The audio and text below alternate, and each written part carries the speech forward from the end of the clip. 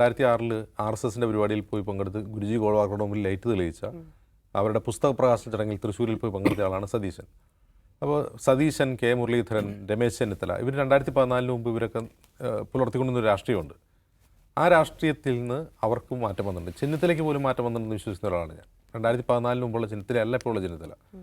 അപ്പോൾ ഈ രാഷ്ട്രീയ മാറ്റം 2 കാരണങ്ങൾ കൊണ്ടാണ്. ഒന്ന്, കോൺഗ്രസിൻ്റെ ഒരു എക്സിസ്റ്റൻഷ്യൽ ക്രൈസിസ് ഉണ്ട്. അതായത് BJP മോദി അധികാരത്തിൽ വന്നതിന് ശേഷം കോൺഗ്രസ് ഇന്ത്യയിലെമ്പാടും നേരിടുന്ന ഒരു എക്സിസ്റ്റൻഷ്യൽ ക്രൈസിസ് ഉണ്ട്. കേരളത്തിൽ അവർ നേരിട്ടൊരു ക്രൈസിസ് ഉണ്ട്. ആ ക്രൈസിസ് മറികടക്കാനുള്ള വഴി എന്താണെന്ന് നോക്കുമ്പോൾ അവർക്ക് മുമ്പിലുള്ള ഒരു ഉത്തരവാണ് ഫാഷിസ്റ്റ് വിരുദ്ധരാവുക എന്നുള്ളതാണ്. കോൺഗ്രസിനെ സംബന്ധിച്ച് മുന്നോട്ട് പോകാനുള്ള ഒരേ ഒരു വഴി അന്ന് അവർ തിരിച്ചറിഞ്ഞ് മുന്നോട്ട് പോവുകയാണ് ചെയ്തത്. ഇപ്പോൾ രമേശ് ചെന്നിത്തലയെ സംഘി എന്ന് വിളിച്ച് ആക്ഷേപിച്ചിരുന്ന കാലമുണ്ടായിരുന്നു 2014 മുമ്പ്. അത് അങ്ങനെ വിളിക്കാൻ ഇടയാക്കിയ ചില പരാമർശങ്ങൾ അദ്ദേഹത്തിൻ്റെ ഭാഗത്തുനിന്നുള്ള ഉള്ളതുകൊണ്ടാണ് അതങ്ങനെ ആളുകൾ വിളിക്കുന്നത്. പക്ഷേ ചെന്നിത്തല പോലും അതിൽ മാറിയിട്ടുണ്ട്. അവിടെയാണ് VD സതീശൻ കുറേ കൂടി ക്ലാരിറ്റി ഉള്ളൊരു നിലപാട് സ്വീകരിക്കുന്നത്.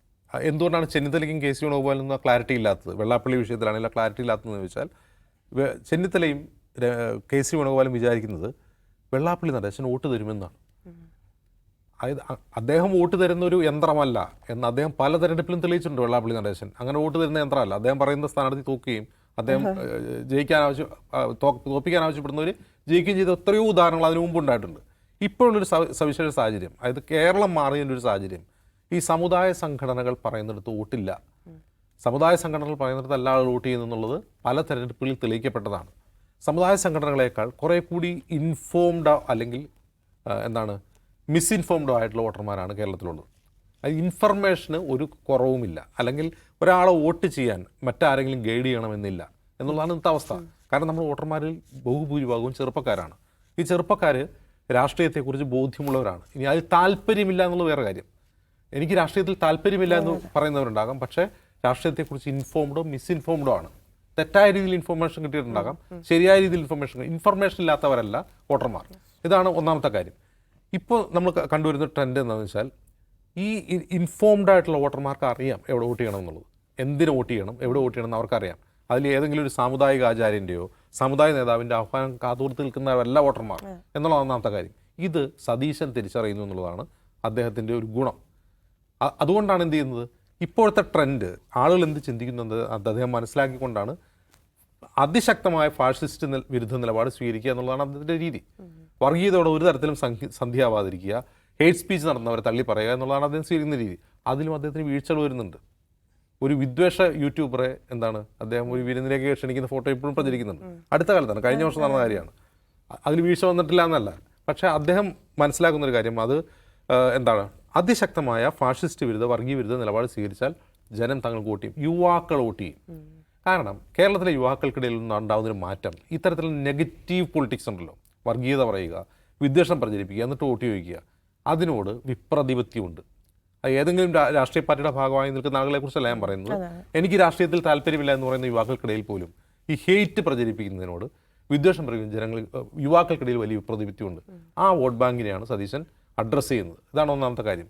2, കേരളത്തിൽ തന്നെ ഉണ്ടാകുന്നൊരു മാറ്റമുണ്ട്. കേരളത്തിൽ ആ മാറ്റം എന്ത് ചെയ്യുന്നു, സതീശൻ സെൻസ് ചെയ്യുകയാണ്. എന്ത് പറഞ്ഞാൽ ജനങ്ങളെ സ്വാധീനിക്കുന്നു സതീശൻ അറിയാം. അതല്ല ഇനിയിപ്പോൾ ചെന്നിത്തലയും KC വേണുഗോപാലും പറയുന്ന പോലെ ഒരു അഴകുഴമ്പൻ, അടൂർ പ്രകാശ് പറയുന്ന ഒരു അഴകുഴമ്പൻ നിലപാട് വർഗീയതയോടും ഫാഷിസത്തോടും കാണിക്കുക എന്ന് വെച്ചാൽ അത് വളരെ പെട്ടെന്ന് എന്ത് ചെയ്യും, അത് ഡീബങ്ക് ചെയ്യപ്പെടും, ആളുകൾ കളിയാക്കും, ട്രോൾ ചെയ്യപ്പെടുന്ന അദ്ദേഹത്തിന് അറിയാം. അപ്പോൾ എന്ത് നിലപാട് സ്വീകരിക്കുന്നു വെച്ചാൽ ജനങ്ങൾ സ്വീകരിക്കുന്ന അറിഞ്ഞുകൊണ്ട് തന്നെയാണ് സതീശൻ അത് പറയുന്നത്. അതിലേക്ക് അദ്ദേഹത്തിൻ്റെ പാർട്ടി അണികളെയും നേതാക്കളെയും കൊണ്ടുവരാനാണ് അദ്ദേഹം ശ്രമിക്കുന്നത്. ഇത് ഞാൻ പറയുന്നത് 2020-21 കാലത്ത് കേരളത്തിലുണ്ടായിരുന്ന ഒരു ഹേറ്റ് സ്പീച്ച്, ആ ഹേറ്റ് സ്പീച്ച് വഴി ഉണ്ടായിരുന്ന സാമുദായിക ധ്രുവീകരണം, അതിൻ്റെ തീവ്രത ഇപ്പോൾ കുറഞ്ഞിട്ടുണ്ട്. അങ്ങനെ സമുദായങ്ങൾക്കിടയിൽ കാലുഷ്യം ഉണ്ടാക്കാൻ കഴിയില്ല എന്ന് ഈ പഞ്ചായത്ത് തെരഞ്ഞെടുപ്പ് തെളിയിച്ചു. നമ്മളൊന്ന് ആലോചിക്കുക, ഈ പഞ്ചായത്ത് തെരഞ്ഞെടുപ്പിന് തൊട്ട് മുമ്പാണ് വെള്ളാപ്പള്ളി നടേശൻ നിലമ്പൂർ ഉപതെരഞ്ഞെടുപ്പും അതിനുശേഷമാണ് അദ്ദേഹം ഏറ്റവും കൂടുതൽ വർഗീയ പ്രസംഗം നടത്തിയിട്ടുള്ളത്. നിലമ്പൂർ ഉപതെരഞ്ഞെടുപ്പിലാണ് ഏറ്റവും തുടക്കം കുറിച്ച്, പിന്നീട് ഈ തദ്ദേശ തെരഞ്ഞെടുപ്പിന് വരെയുള്ള ഇടവേളയിൽ വലിയ തോതിൽ അദ്ദേഹം ഹേറ്റ് സ്പീച്ച് നടത്തി. അത് ഒരിടത്തും ബാധിച്ചിട്ടില്ല. അപ്പോൾ ഈ നെഗറ്റീവ് പൊളിറ്റിക്സിൻ്റെ, ഹേറ്റ് സ്പീച്ചിൻ്റെ, വർഗീയ രാഷ്ട്രീയത്തിൻ്റെ സമയം കഴിഞ്ഞു. ആളുകൾ അതൊക്കെ മടുത്തു. ആളുകൾക്ക് റിയൽ ഇഷ്യൂ ആണ് പ്രധാനമെന്ന് തിരിച്ചറിയുന്നു. അപ്പോൾ ഇത് ജനങ്ങൾ എന്ത് ചിന്തിക്കുന്നു എന്ന് തിരിച്ചറിഞ്ഞുകൊണ്ടുള്ള ഒരു രാഷ്ട്രീയക്കാരൻ്റെ പ്രതികരണമായിട്ട് മാത്രമേ അതിന് കാണാൻ കഴിയൂ. പക്ഷേ ദൗർഭാഗ്യകരം, ദുഃഖകരം എന്ന് പറയുന്നൊരു കാര്യം, പല തെരഞ്ഞെടുപ്പുകളിൽ പരാജയപ്പെട്ടൊരു കാര്യം പിന്നീട് ആവർത്തിച്ച് ഉപയോഗിക്കാൻ വേണ്ടി CPM ശ്രമിക്കുന്നു എന്നുള്ളതാണ്. അതായത് ഹേറ്റ് സ്പീച്ച് തങ്ങൾക്ക് വോട്ട് കൊണ്ടു തരും, ആൾക്കിടയിൽ വിഘടനം ഉണ്ടായിക്കഴിഞ്ഞാൽ അത് വോട്ട് തരും എന്നുള്ള, അല്ലെങ്കിൽ ധ്രുവീകരണം ഉണ്ടാക്കിയാൽ വോട്ട് തരും എന്നുള്ള പരാജയപ്പെട്ടൊരു സിദ്ധാന്തം അവർ ഫോളോ ചെയ്യുകയാണ്. ഒരു പക്ഷേ അത് അവർ ഉപേക്ഷിച്ചേക്കാമെന്നാണ് എനിക്ക് തോന്നുന്നത്. ഇനി വരുന്ന മാസം എന്ന് പറഞ്ഞാൽ ഇനി ഏതാനും ദിവസങ്ങളേ ഉള്ളൂ. ആ സമയങ്ങളിൽ അവരത് ഉപേക്ഷിച്ചേക്കാം. പക്ഷെ പുതിയതായി അവരെന്ത് കൊണ്ടുവരും എന്നുള്ളതും കാത്തിരിക്കേണ്ടതാണ്. എന്താണ് പുതിയ തന്ത്രം? അതായത് വർഗീയ രാഷ്ട്രീയത്തിനെതിരെ ശക്തമായ നിലപാട് സ്വീകരിക്കുന്നവരെ അവരുടെ ഭൂതകാലം പറഞ്ഞ് ആക്രമിക്കുക. നിങ്ങൾ മുമ്പ് ഇങ്ങനെ പറഞ്ഞിട്ടില്ലേ? പറഞ്ഞിട്ടുണ്ടാവും. പറഞ്ഞിട്ടുണ്ടെങ്കിൽ ഞാൻ പറയുന്നത് അതുകൊണ്ട് മാത്രം അത് മറികടക്കാൻ കഴിയില്ല. അത് ശക്തമായ നിലപാട് സ്വീകരിക്കുക എന്നുള്ളതാണ് ഒന്നാമത്തെ കാര്യം. ഈ ദേശീയ രാഷ്ട്രീയത്തെ തന്നെ എടുത്തു നോക്കുക. നമ്മൾ സാമൂഹ്യ മാധ്യമങ്ങൾ പരിശോധിക്കുമ്പോൾ കാണുന്ന ഒരു കാര്യം, 2014 മുതൽ 2024 വരെയുള്ള സമയത്ത് ഈ പറയുന്ന വലതുപക്ഷ രാഷ്ട്രീയത്തിനുണ്ടായിരുന്ന ഒരു ആധിപത്യം ഇപ്പോഴില്ല എന്നുള്ളതാണ്. മോദിയുടെ പോലും ജനപ്രീതി കുറഞ്ഞുകൊണ്ടിരിക്കുകയാണ്. പഴയതുപോലെ മോദി എന്ന് ജനം കൂട്ടാർത്ത് വിളിക്കുന്നില്ല. മോദിക്ക് വേണ്ടി ട്രോളുകൾ സമയം ചെലവഴിക്കുന്നില്ല. മോദി എന്നൊരു ബിംബം ഇപ്പോൾ ഇല്ല.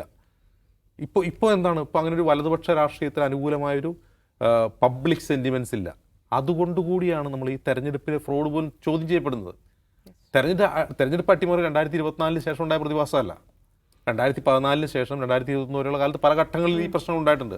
പക്ഷെ ഇപ്പോൾ പോലും വോട്ട് ചോരി ഒരു പ്രശ്നമായി ആളുകൾക്ക് തോന്നുന്നത് പോലെ എന്താണ്, ഈ പറയുന്നൊരു പോപ്പുലാരിറ്റി BJPക്കും മോദിക്കും കുറഞ്ഞിട്ടുണ്ട് ദേശീയ രാഷ്ട്രീയത്തിൽ തന്നെ. അപ്പോൾ അങ്ങനെ BJPക്കും വലതുപക്ഷ രാഷ്ട്രീയത്തിനും വിദ്വേഷത്തിനും ഹേറ്റ് സ്പീച്ചിനൊക്കെ ജനപിന്തുണ ഇല്ലാത്തൊരു സാഹചര്യത്തിൽ അത് കേരളത്തിൽ ആപ്ലിക്കബിളോ, കേരളത്തിൽ ജനങ്ങൾക്ക് അത് ഇഷ്ടമാണെന്ന് കരുതുന്നത് വലിയ മൗഢ്യമാണ്. അത് തിരിച്ചറിഞ്ഞു എന്നുള്ളത് മാത്രമാണ് സതീശൻ ചെയ്യുന്ന കാര്യം. അതിനർത്ഥം സതീശൻ എല്ലാ കാലത്തും എന്താണ് വലതുപക്ഷ രാഷ്ട്രീയത്തിനെതിരെ ശക്തമായ നിലപാട് സ്വീകരിച്ച ഒരാളോ ഒരു ഫാഷിസ്റ്റ് വിരുദ്ധ പോരാളിയോ അല്ല. അദ്ദേഹം തിരിച്ചറിഞ്ഞ് സ്വയം തിരുത്താൻ ശ്രമിക്കുന്നു എന്നുള്ളത് മാത്രമാണ്.